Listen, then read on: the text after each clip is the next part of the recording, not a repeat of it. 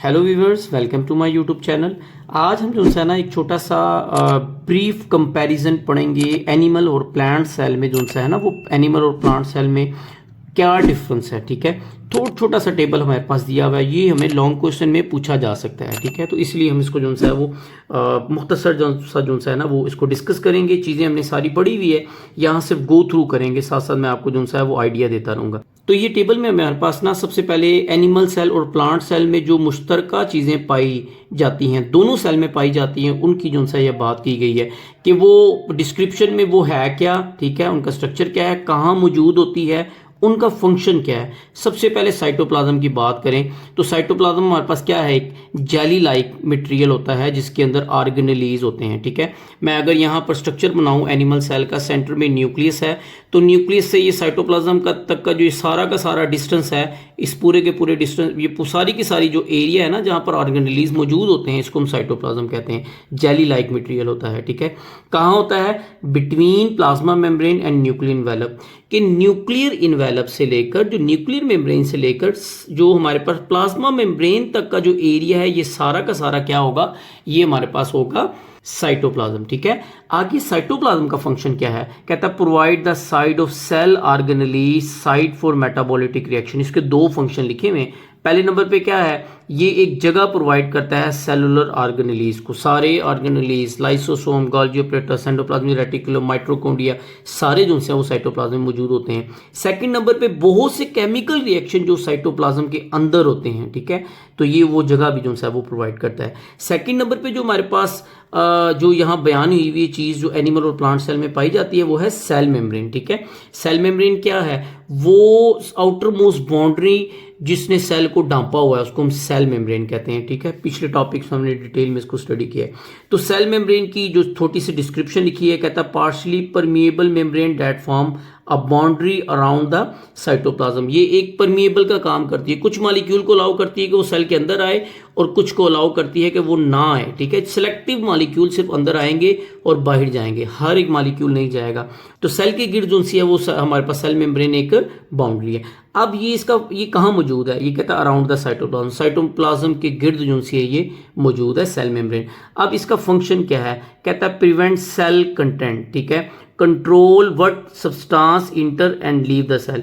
ये एक ना ये समझ लें कि एक घर में जो चौकीदार होता है ना उसका क्या काम होता है, या किसी भी इंस्टीट्यूट के बाहर, हॉस्पिटल्स के बाहर जो है ना वो गार्ड बैठे होते हैं। गार्ड का क्या काम होता है, वो हर एक को अलाउ नहीं करता। घर में अगर हम बात करें, स्कूल में बात करें, गार्ड सिर्फ स्पेसिफिक पर्सन को ही अंदर जाने देता है, जिसके मुतालिक कोई काम होता है, वो स्कूल में, कॉलेज में या यूनिवर्सिटी में जाता है। बाकी हर कोई उस इंस्टीट्यूट में नहीं जा सकता।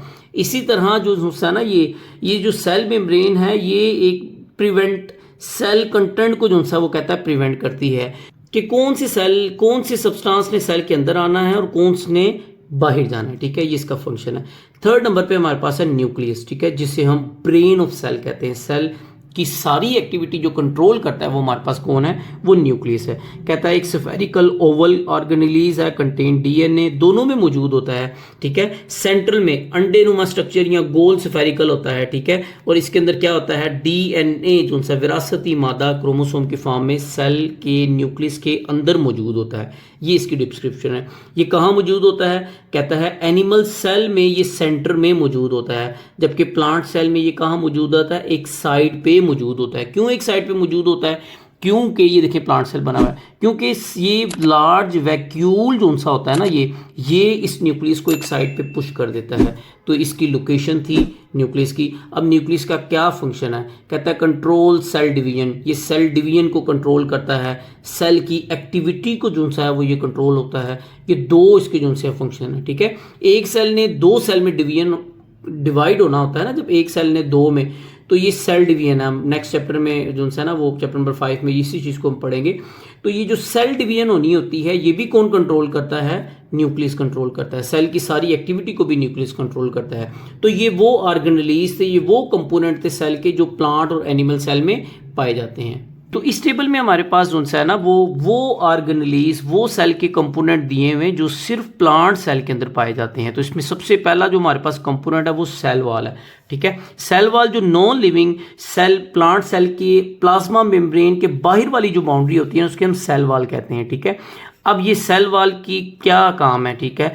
ये कहता है टफ होती है, नॉन लिविंग है, ठीक है। सेल वॉल क्या है, नॉन लिविंग है। Outer layer made of cellulose, सबसे पहली क्या चीज़ है, ये सख्त होती है, ठीक है। हम यहाँ प्लांट सेल ड्रा करें ना इस तरीके से, जो सा प्लांट सेल होता है इसके गिर्द ये जो सी है वो सेल वॉल मौजूद होती है, ठीक है। बाहर वाली साइड पे ये सख्त होती है, नॉन लिविंग होती है, और ये किससे मिलकर बनी होती है, सेलुलोज से मिलकर जो सी है ये बनी होती है। इसी के साथ ये कहाँ मौजूद है, कहता है around the outside of plant cell, plant cell के जो बाहर वाली लेयर होती है ना वो हमारे पास सेल वॉल ही होती है, प्लाज्मा मेम्ब्रेन के बाहर वाली साइड पे मौजूद होती है।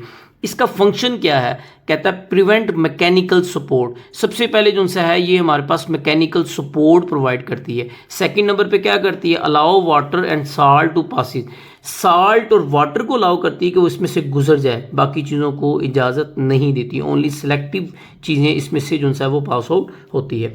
इसी के साथ सेकंड जो ऑर्गेनेलीज है जो प्लांट में मौजूद होती है वो है लार्ज वैक्यूल, ठीक है। नीचे डायग्राम में भी देख सकते हैं, लार्ज बड़ा सा वैक्यूल प्लांट सेल के अंदर मौजूद होता है। क्या इसकी डिस्क्रिप्शन है लार्ज वैक्यूल की, कहता है fluid filled space surround by a membrane, कि एक हमारे पास फ्लूइड से बड़ी हुई जो सी है वो थैलीनुमा स्ट्रक्चर होता है जो कि मेम्ब्रेन, उसके गिर्द मेम्ब्रेन होती है, ठीक है। इसके ये वैक्यूल्स देखें, इसके गिर्द मेम्ब्रेन और उसके अंदर क्या है, फ्लूइड जो सा है वो भरा हुआ है। अब ये कहाँ मौजूद है, कहता है inside the cytoplasm of plant cell, plant cell के साइटोप्लाज्म के अंदर वाली साइड पे ये मौजूद है। इसका फंक्शन क्या है, कंटेन साल्ट वाटर, हेल्प की प्लांट सेल टर्जिट, तीन फंक्शन दिए।